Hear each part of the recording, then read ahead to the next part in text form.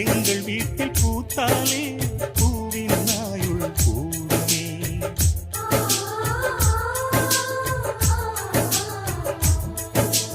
இரண்டு கண்கள் என்றாலும் பார்வை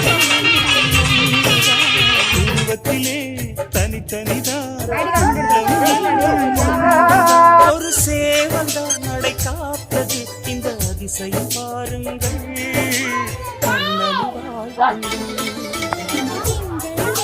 பாப்பா பாப்பா